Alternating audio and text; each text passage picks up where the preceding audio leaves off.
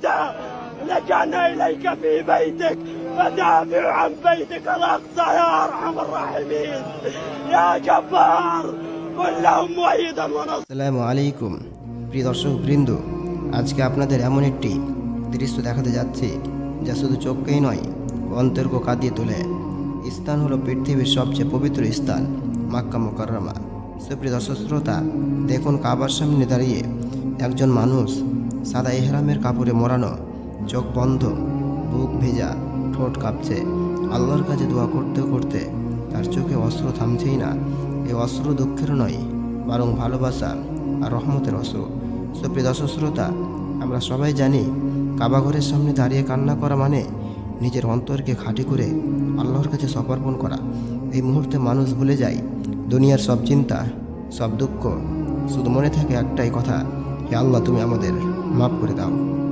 সুপ্রিয় দর্শক শ্রোতা, এই মানুষটি যে কান্না করছে সে হয়তো নিজের গুনাহের জন্য ক্ষমা চাইছে, হয়তো পরিবারের জন্য দোয়া করছে, হয়তো আল্লাহর ভালোবাসা অনুভব করে আর নিজেকে সামলাতে পারছে না।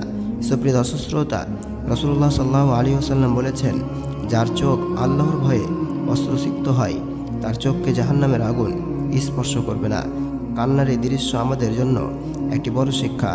আমরা হয়তো বাড়িতে বসে ভিডিওটা দেখছি, কিন্তু আসলে এটি একটি বার্তা, হে মানুষ, তোমরাও একদিন আল্লাহর সামনে দাঁড়াতে হবে।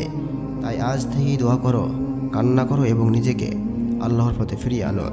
সুপ্রিয় দর্শক শ্রোতা, আসুন আমরা সবাই একসাথে দোয়া করি, হে আল্লাহ, যেভাবে তুমি এই মানুষটিকে কাবার সামনে দাঁড় করিয়ে কান্নার তৌফিক দিয়েছ, সেইভাবে আমাদেরকেও ডাকো।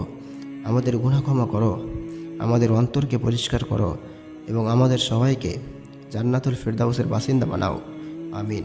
সুপ্রিয় দর্শক শ্রোতা, ভিডিওটি যদি আপনাদের হৃদয় ছুঁয়ে যায় তবে লাইক, শেয়ার এবং সাবস্ক্রাইব করতে ভুলবেন না, যাতে আমরাও একসাথে এই ধরনের ইমানদারি মুহূর্ত ছড়িয়ে দিতে পারি।